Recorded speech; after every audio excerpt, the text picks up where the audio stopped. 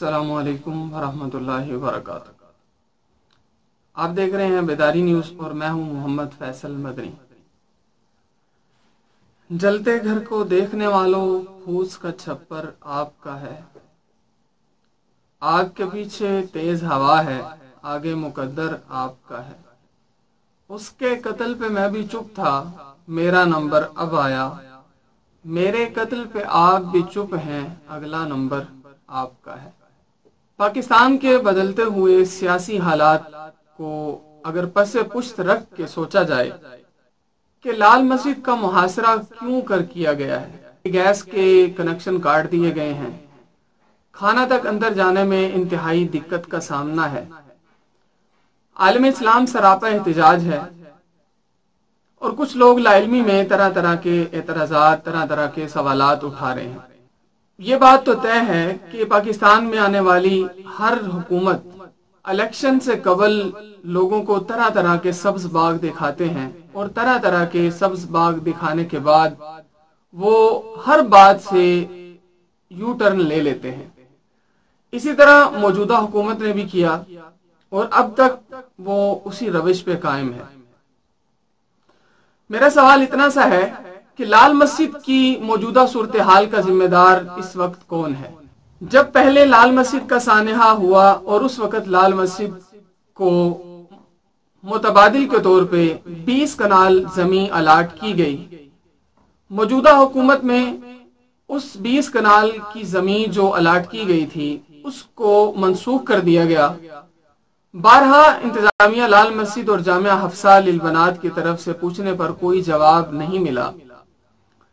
तो ये सिलसिला 3 महीने से चल रहा है कि वो सवाल पूछ रहे हैं कि हमारी जमीन की जो उन्हें जमीन अलाट की गई थी उसे मनसूख क्यों किया गया, तो कोई जवाब नहीं मिला।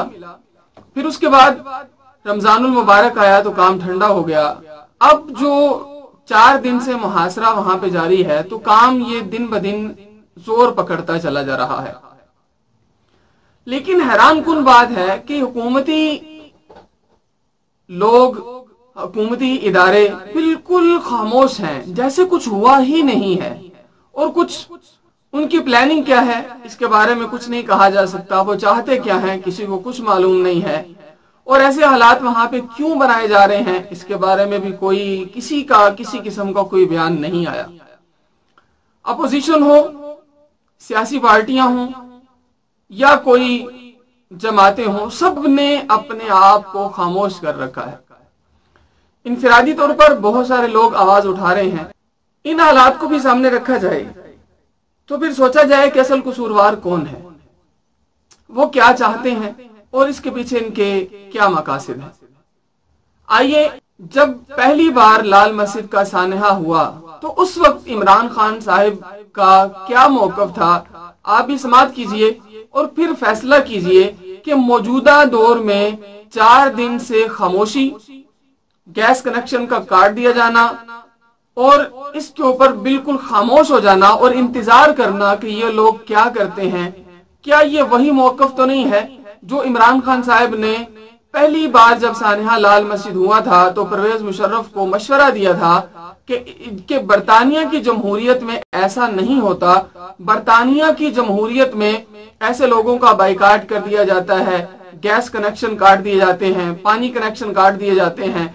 तो आहिस्ता आहिस्ता ये लोग खुद ब खुद बिलों से बाहर निकल आते तो सारे का सारा मामला हल हो जाता।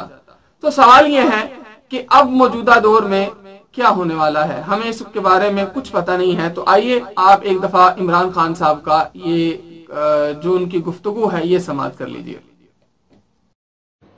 मुझे ये बताया कि जब ये हो रहा था तो कितनी देर लगती थी अगर आप पानी बिजली शिजली काट देते और बस बैठ जाते बाहर, कितनी देर रहना था उन्होंने अंदर? मुझे बताएं वो क्या थ्रेट थी कि कौन सा उन्होंने पाकिस्तान के ऊपर हमला कर देना था?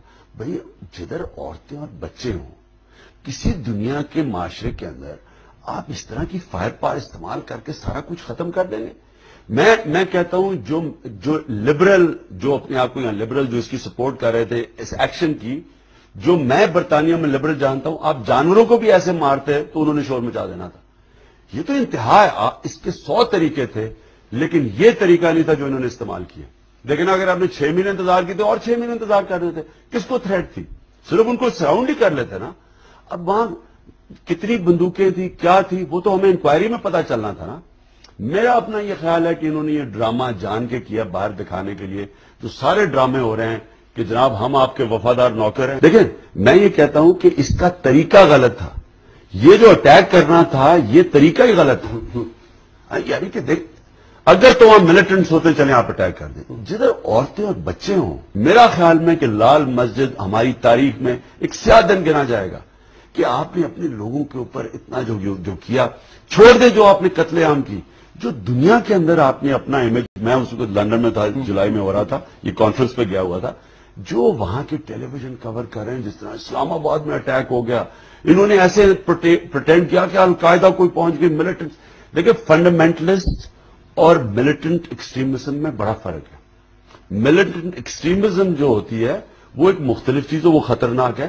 فنڈامنٹلزم تو ساری دنیا. آپ نے عمران خان صاحب کی گفتگو سماعت کر لی ہے، تو اب اس کے بعد فیصلہ آپ نے کرنا ہے کہ کیا جامعہ حفصہ للبنات اور لال مسجد کو پھر دوبارہ سے ٹارگٹ کیا جا رہا ہے، اور حکومت کا کردار اس کے اندر کیا ہے. حکومت اس کے بارے میں واضح موقف کیا اختیار کر رہی ہے، یا اس کا اللہ عمل آئندہ کیا ہے، کسی کو کچھ پتہ نہیں ہے. لیکن آپ کو اور مجھے سوچنا چاہیے کہ کیا دوبارہ سے ہماری خاموشی ایک اور سانحے کو جنم تو نہیں دے رہی. میرے ساتھ رہیے، آپ دیکھ رہے ہیں بیداری نیوز، اور میں ہوں آپ کا ہوسٹ محمد فیصل مدنی. السلام علیکم. پاکستان زندہ باد، اسلام پائندہ باد.